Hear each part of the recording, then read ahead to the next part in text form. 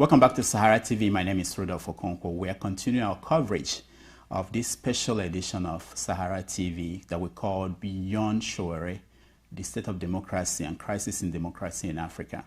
Joining us now is the leader of the IPOB, the Indigenous People of Biafra, Mazi Nnamdi Kanu.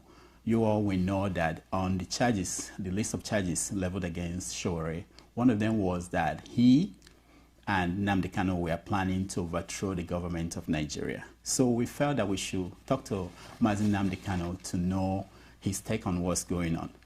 Mazi Nnamdi Kanu, welcome to Sahara TV. Thank you very much. Thank you for having me here. Okay, let me start by finding out from you, how do you feel about the arrest and detention of Sowore? It is not entirely unexpected in a disgraceful and rather very shameless society like Nigeria. What happened to Sowore shouldn't come to anyone as a surprise. It is the type of democracy that they practice, which has no foundation or basis in the rule of law. Anything goes.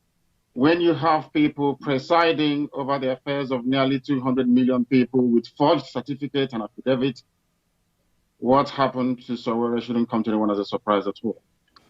These are people who are not, by their very nature, civilized nor educated.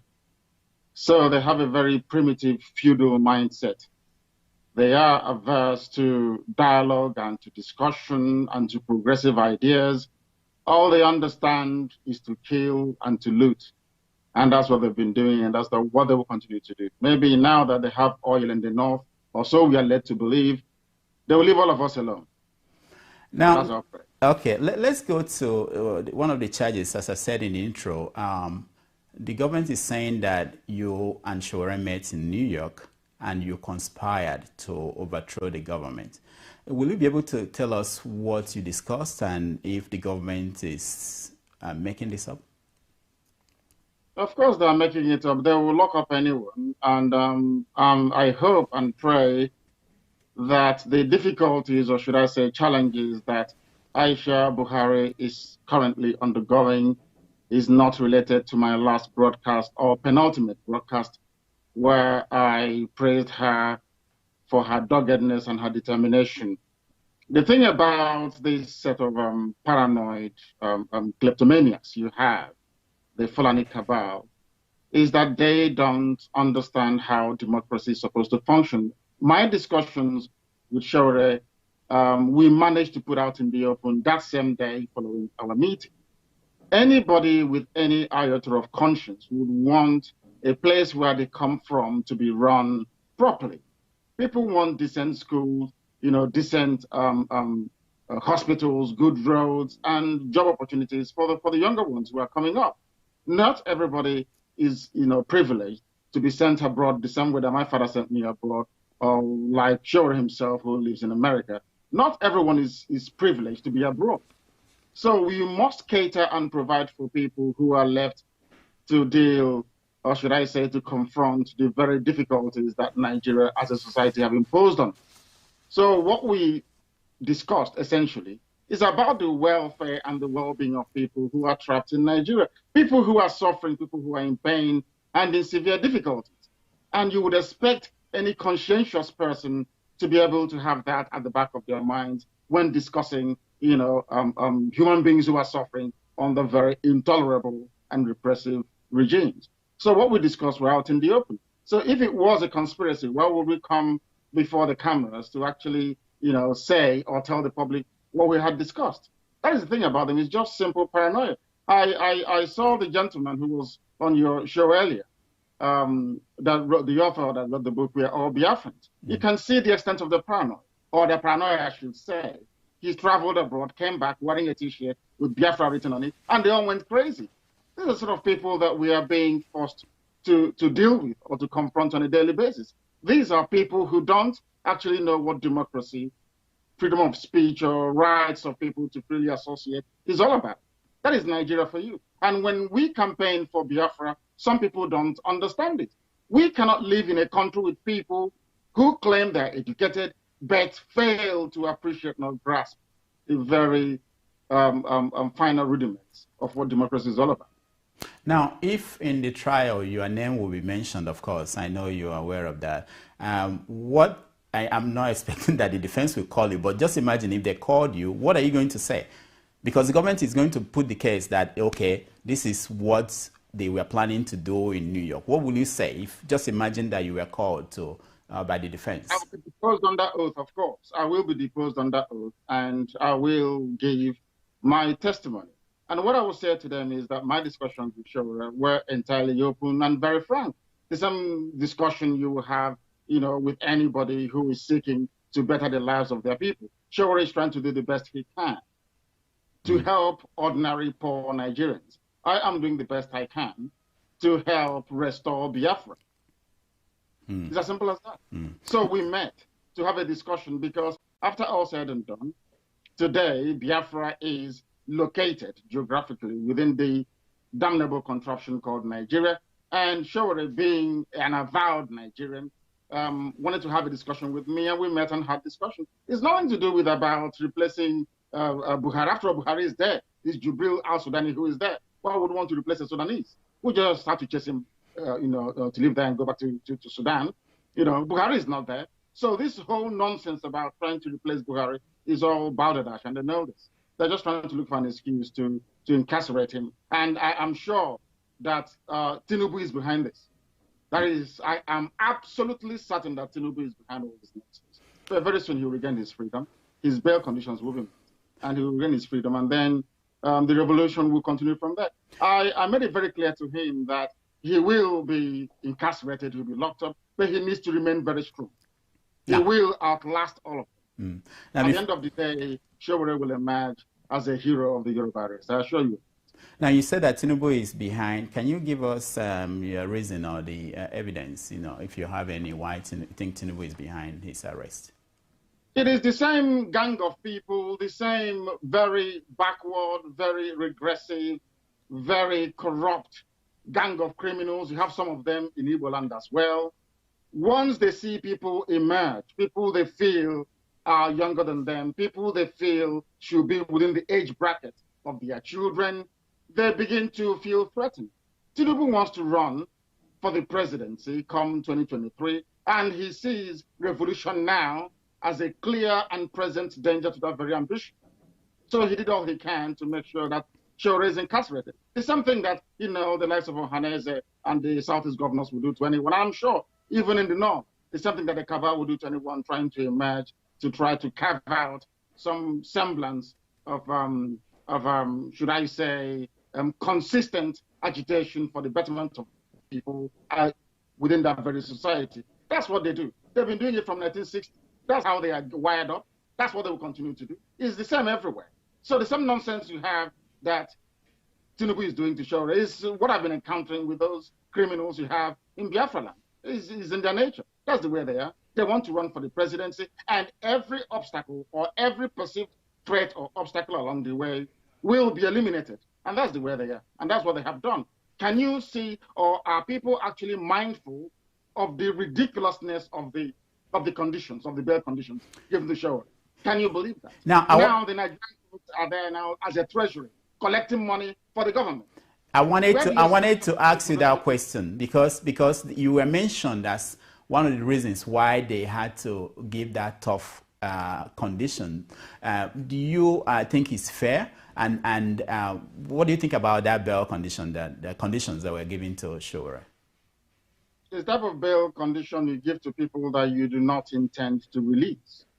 Before we even go to the bail conditions, we mustn't lose sight of the fact that a competent court of law, the same man that they went to, the same Justice Taiwo that they went to, granted Sowore unconditional release. Unconditional. That's the thing about Black Africans and the way we reason, which I keep lamenting about all the time. We have something defective with our brain. We don't reason very well. Black people, there's something wrong with us. A court gave him unconditional bail. That very court ruling was not obeyed. It wasn't obeyed at all by the cabal that run, by Abba Kyari and his gang that run Nigeria. Now they had to take him to court again for a very stringent bail condition to be issued. And now everybody's talking about Sowore's bail condition, not about the fact that he was previously granted unconditional bail. Didn't the same thing happen to you? Now, no. And there was something that you said earlier, which I had to touch upon. Okay. The DSS, the very criminal DSS, were relying on the fact that I am no longer attending Binta Nyako's court as an excuse or reason to deny or to campaign for Sowore not to be given bail, or to argue for Sowore not to be given bail. But within their papers, they also clearly forgot, this is why I'm upset with Parliament, they also forgot that the army came to my house on the 14th of September to kill me. I was due in court on the 13th of October. That is completely lost in the narrative, completely lost in the discussion, because that is what Nigeria does. They get you where they want you to be, then they spend a lot of money convincing the media, trying to intimidate them into publishing their own version of the story. Now, I think in the case of Sowore, the area, or should I say the topic, that should be the fact that he was granted unconditional bail, and that was not. Now, one of the charges against him was this idea that he insulted the president. Do you concerned about Nigerians being charged to court for insulting the president? And are you worried about that? I am not worried. The same charge was leveled against me. And during the prima facie phase of our case, it was thrown out by Binta Nyako. You cannot insult somebody in a free society. If that person feels sufficiently aggrieved, they should, of course, have a recourse to the law. That's what they're supposed to do. You cannot, there is nobody called a president. There is no office that is called the office of the president being occupied now by Jubil, of course, in the name of Muhammadu Buhari, that is somehow sovereign. No, he's a human being. If he feels aggrieved or insulted, he should consult his lawyers, and it's a private matter. Nothing for the state prosecutor to take up as a charge against somebody. They leveled the same pathetic charge against me, and it was thrown out. All Falana could have done was to make reference to my case and to say the same nonsense was brought up during my case, and it was dismissed because it has no basis in law. But that is the thing about them. Both the judiciary, which I blame, the Nigerian judiciary is a complete and utter mess. They preside over this injustice, legalized injustice. They allow themselves to be used by the executive, basically to subvert not just the will of the people, but the constitution and judicial process. And that shouldn't be allowed to happen in any sane society. It shouldn't be allowed to happen at all. Now, okay, let's go to other things, because there are so many things I want to touch with you. Now, you made a speech at the European Union in Brussels. What did you tell them? And how did they receive that speech? And why is it that we don't have a video of you talking to them? Because a lot of people do not know the length that the Nigerian government will go to suppress our agitation or what they have been doing. There is a particular country that we are having issues with. Once that is resolved, I will make everything public. People don't understand this. That within the EU itself, the United Nations, the various agencies that you have, and all over the world, the Nigerian government is paying billions upon billions of dollars to consultants and lobbyists to ensure that our voice is not heard. We have a very tiny, small, should I say, insignificant budget compared to what they have, but we are making very massive inroads. But what I can say to people is that at the end of the day, you will see the result of our diplomatic offensive, and the zoo will not survive it. I'll show you. Okay, in Nigeria today, the battle for 2023 is on. There are a lot of people making statements. One of them is Junaid Mohammed, and he said recently that Igbo people should go to hell if they don't want to, because they are denied presidency in 2023. That if they want to secede, they should secede. What is your take on this talk about 2023 and Igbo people and the presidency? It's the same talk we've been hearing about since childhood. about reconstruction, rehabilitation, and heaven knows what the R is all about. It's the same thing about the youths of today are the leaders of tomorrow. The same garbage, the same nonsense that never comes to fruition. Anybody thinking that the Fulani cabal will relinquish power to the south come 2023 is not only deluded, but may have the need to see a psychiatric, doctor, because they're not well mentally.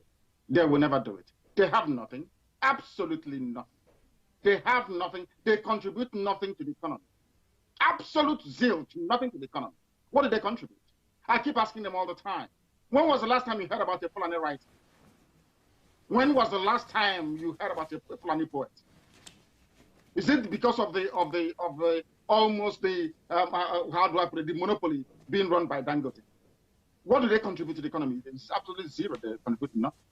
So they're holding on to power for their lives because they understand that to relinquish. I mean, of course, they had a bit of it under Jonathan after Obasanjo and the brief tenure of Yar'Adua. Jonathan came in.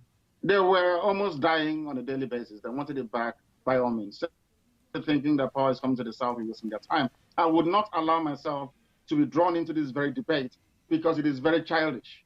That means that our people have learned nothing. Anybody campaigning, anybody pushing for the presidency to be returned to the south is deluded, quite frankly. I wouldn't even dignify them with any measure of contribution beyond what I've said right now.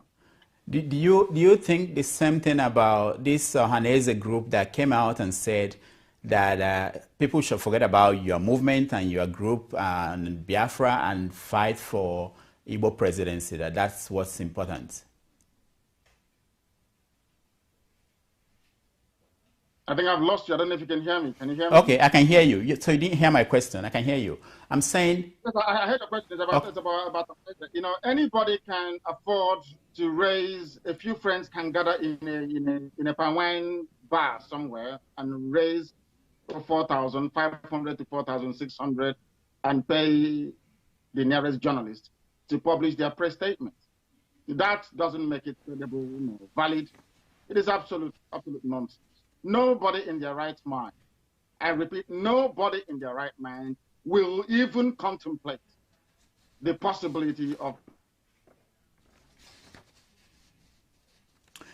Okay, I think we are having technical difficulties.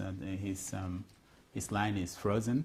We will take a break and then we'll be right back. 4 years is our turn. You mentioned, does Ohanese have credibility? Okay. Who talks about Ohanese? Do they have any credibility at all? Can they convene a meeting, even a local meeting? Anybody will answer? No, of course we won't go there. Because they know that they are just a front, or should I say an extension of the Fulani Caliphate in our land. They do not matter. Nobody takes them seriously. And quite frankly, I'm even shocked that you're raising this very matter. Because Ohanese doesn't exist. They don't exist on the page of newspapers. All right. They have no credibility on the ground. All right. We are running out of time. Let me ask you one more question about Senator Ike Ekweremadu and what happened to him in Germany. I know you've had time to reflect on the treatment he received from some activists, Biafran activists. Do you think that he got the right treatment, and did that treatment advance your goal?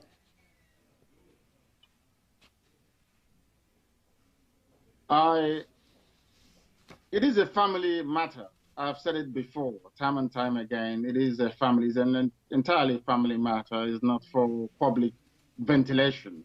It's not an issue that I wish to discuss in public. It is a private family matter which has been resolved. And lessons have been learned from it on their part.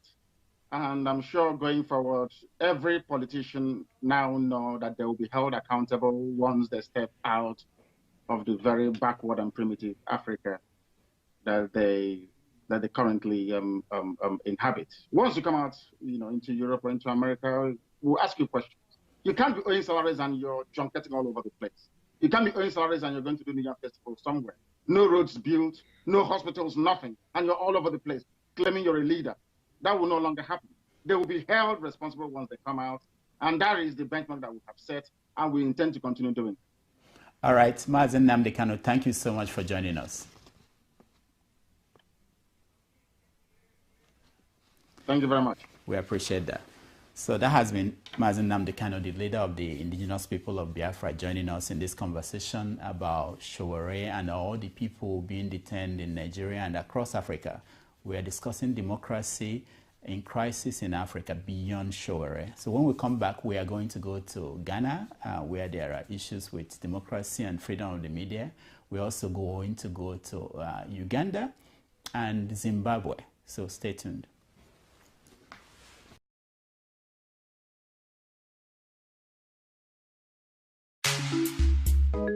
Professor Wale Shoinka, Femi Falana-San, Coalition for Revolution now, call Idris Abdul Karim, my palm and so big.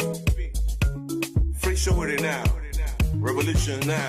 Wadi, free Sowore, Wadi, free Sowore, Wadi, free Sowore, Wadi, free Sowore, Wadi, free Sowore, Wadi, free Sowore, Wadi, free Sowore, Wadi, free Sowore. Green, white, green, stand up for your right. Green, white, green, don't give up the fight. Green, white, green, everything will be alright. Green, white, green, cry no more. Them say Indians are criminals. Nigerians, why we so sentimental? Outside Yoruba get criminals. Go Saudi Arabia, make you see proper. Still on the matter with the FBI. Make una the try balance on our propaganda. Nigerians making us proud in America. We got doctors, lawyers, and engineers. Our problem are some Nigerian leaders where they negotiate with some terrorists. As government don't they negotiate with terrorists. It's time to free my brother Sowore. Wadi, free Sowore. Wadi, free Sowore. Wadi, free Sowore. Wadi, free Sowore. Wadi, free Sowore. Wadi, free Sowore. Wadi, free Sowore. Wadi, free Sowore. Green, white, green, stand up for your right. Green, white, green, don't give up the fight. Green, white, green, everything will be alright. Green, white, green, cry no more. It's time to say no to xenophobia. Nigerians are dying in South Africa. Read your history and learn about the appetite. And we say we boycott South Africa. And our government, they treat us like criminals. Tell me why South Africans go respect Nigerians. For all those celebrities, when they talk anything, and when they make money for this country. Make una remember the treatment of Ekoremadu. As soon as they always travel, go overseas. As the government don't they negotiate with terrorists. It's time to free my brother Sowore. Wadi, free Sowore. Wadi, free Sowore. Wadi, free Sowore. Wadi, free Sowore. Wadi, free Sowore. Wadi, free Sowore. Wadi, free Sowore. Wadi, free Sowore. Green, white, green, stand up for your right. Green, white, green, don't give up the fight. Green, white, green, everything will be alright. Green, white, green, cry no more. Sowore, Sowore, Sowore, Sowore, Sowore, Sowore, Sowore, Sowore. I want to thank all the activists that came out to show love. You're not cowards, you're real people. Baba Dede Mabiaku, thank you so much.